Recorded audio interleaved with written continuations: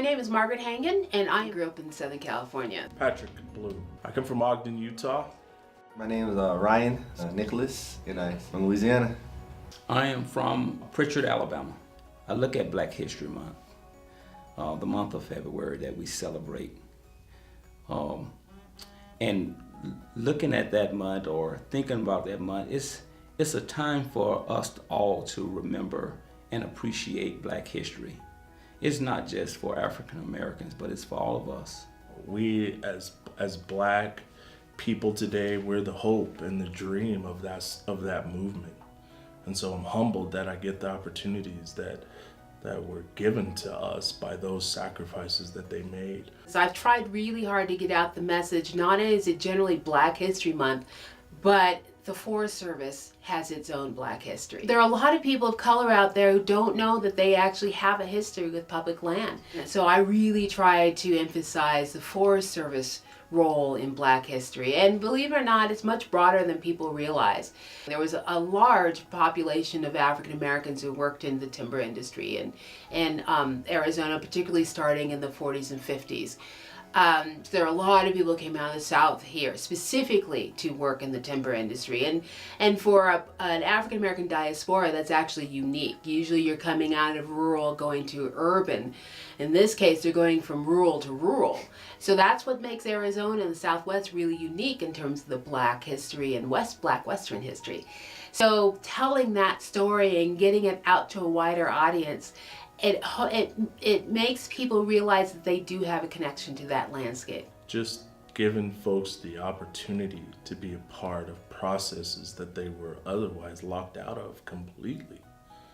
You know, I had no idea of the Forest Service or its mission, and I hope that now that I'm a part of it, I hope I've done it proud. But it all started with just access and opportunity. If you're not connected to the federal government, if you never worked for the federal government or have family members who've worked for the federal government, there's a lot of misconception about what it's like to work for these agencies. I knew nothing about the Forest Service, nothing at all until my second year in college. And it was literally like a conversation with somebody from the Forest Service who reached out that like changed my life forever. You know, if it wasn't for him, I wouldn't even be here. And so part of our job is to make sure to get out and reach out to people who are like me, who don't understand agencies like the Forest Service, and try to educate them about who we are, what we have to offer, because we really do have a lot to offer people.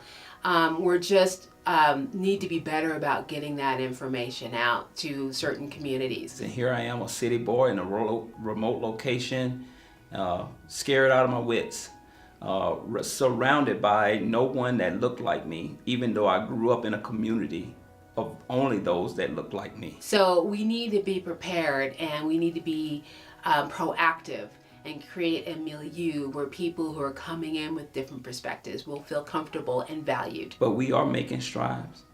We are making a difference, because the agency today is different than it was when I started 23 years ago. It was 10 years into my career before I worked on a ranger district where I was not the only African American. I don't have to search out for African Americans. I know that they're existing in the agency. Every day that someone comes in contact with you, you may change the way they perceive people who look like you, or the way they perceive, a group.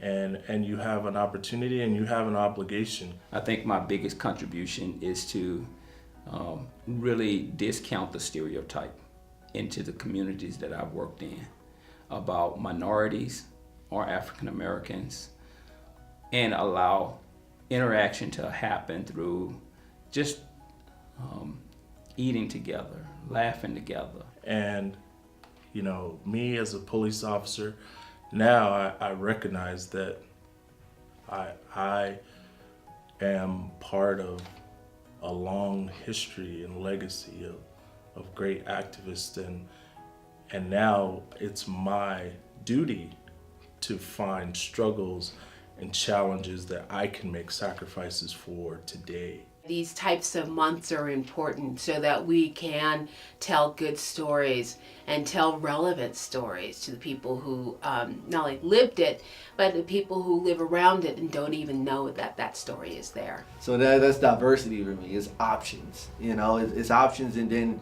it's looking at the world from a different lens from a lot of other people. And inclusion is important because everybody has something valuable and healthy to contribute. It's important. We really have to take a strong look at the way we manage land for the American people, because it's not just the Forest Service land, but it's public land.